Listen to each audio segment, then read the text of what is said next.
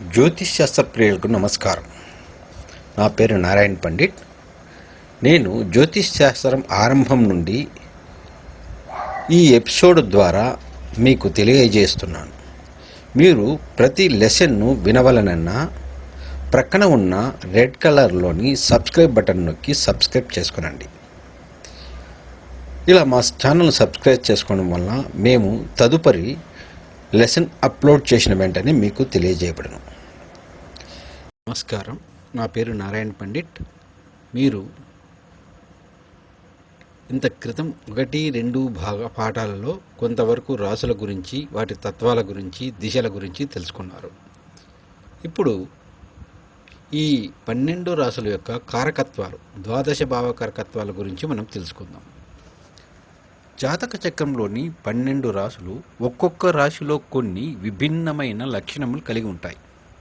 వీటిని కారకత్వాలు అంటారు. అవి 1 లగ్న భావము లేదా తనుభావం అంటారు. ఇదే 1వ స్థానం. ఈ స్థానం యొక్క కారకత్వాలను గురించి ఇప్పుడు మనం తెలుసుకుందాం. ఈ తనుస్థానం అనగా శరీరం, ఆరోగ్యం, అవయవ నిర్మాణం, అంగ సౌష్ఠవం, మృదుత్వ శరీరము, సౌఖ్యము, రంగు, రూపము, బలము, ఆరోగ్యం, ఆత్మశక్తి, స్వభావం, పుష్టి, దీర్ఘకాలం జీవించు జీవధాతు బలం గురించి ఈ 1వ స్థానంలో తెలుసుకునవచ్చు. ఇక 2వ స్థానం, అదే 2వ రాశి యొక్క 2వ స్థానంని ధన, వాక్, కుటుంబ, నేత్రభావం అంటారు. ఈ 2వ భావాన్ని ధన, కుటుంబ, వాక్, నేత్రభావం అని అంటారు.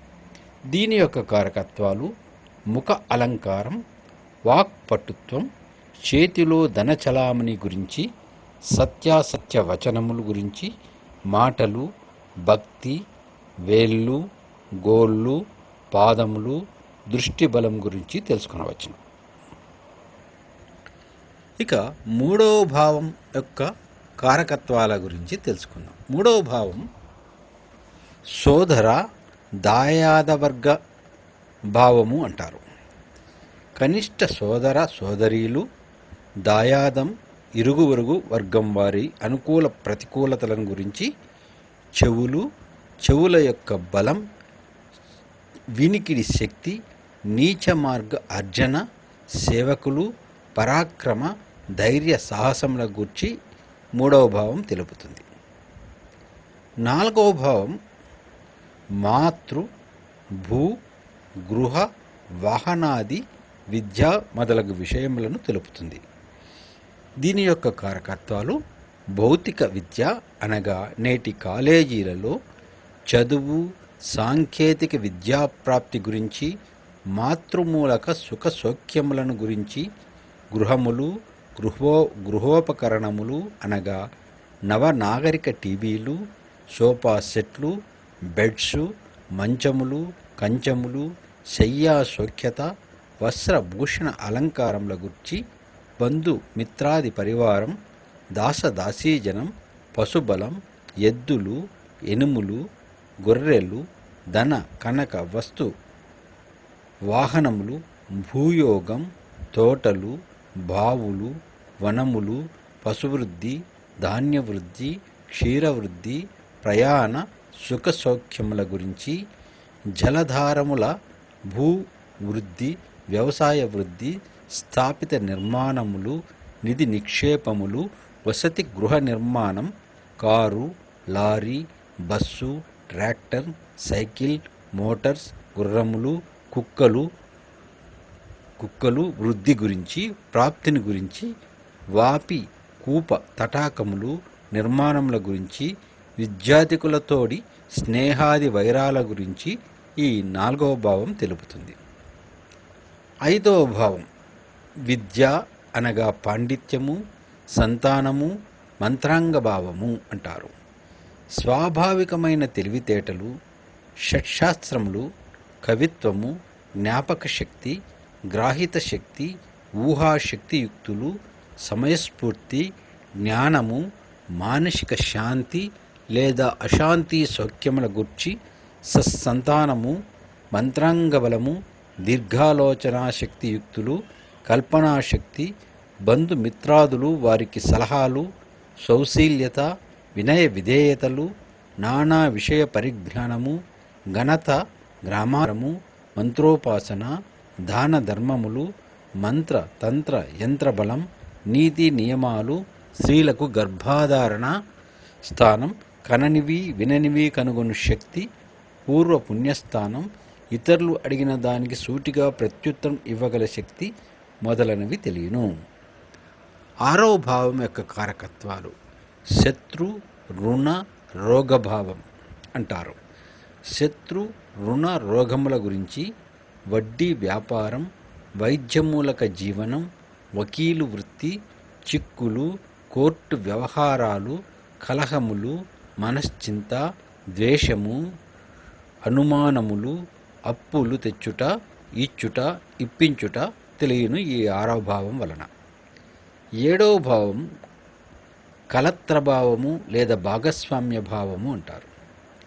దీని యొక్క కారకత్వాలు భార్య, దాంపత్య జీవన సుఖ సౌఖ్యాలు, సత్కలత్రం, సంసార సౌఖ్యము, వివాహము, కామ భోగ క్రీడలు, భార్యాభర్తల అన్యోన్యత, మధుర పానీయములు, సకాల నిద్రాహార విహారము, సుగంధ ద్రవ్యములు, శయన సౌఖ్యము, విందు వినోదములు, చక్కని నిద్ర లేక పీడకలలు, సకాల లేదా అకాల భోజన నిద్రాహార మైథునాదులు, సౌఖ్యత లేక అసౌఖ్యత, యవ్వనకాల సౌఖ్యం గాని అసౌఖ్యం గాని, వ్యర్థమగుట, శస్వ గృహం అనగా మామగారి ద్వారా అనుకూల ప్రతికూలతలు, దుస్వప్నముల గురించి తెలియను.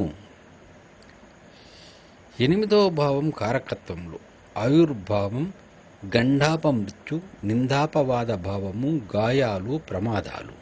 వీటిని గురించి 8వ భావం తెలియజేయును.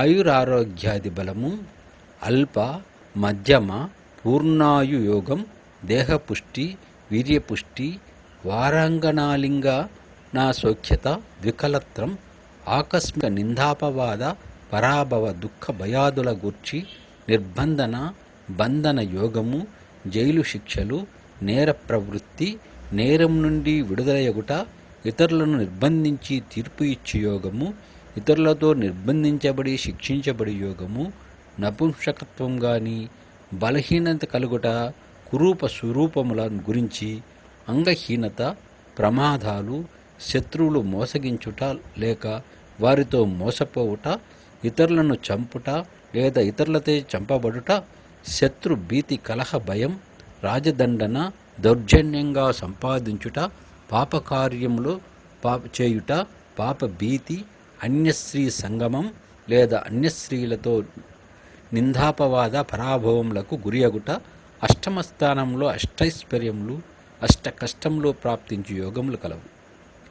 ఇక 9వ భావం పితృభావము, ధనభావము, పూర్వపుణ్య ఫలభావము అంటారు.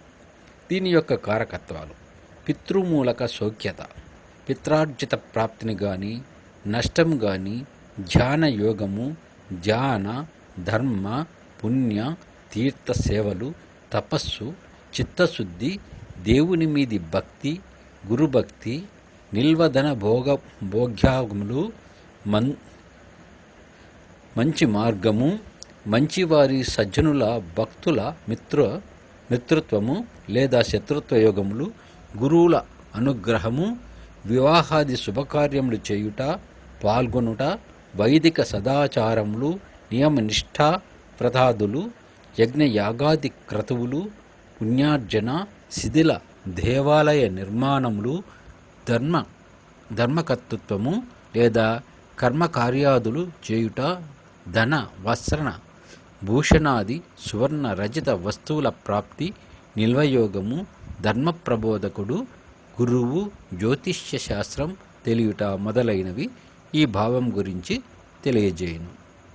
10వ భావం దీనిని రాజ్యభావము లేదా ఉద్యోగ భావము లేదా జీవన భావము అంటారు.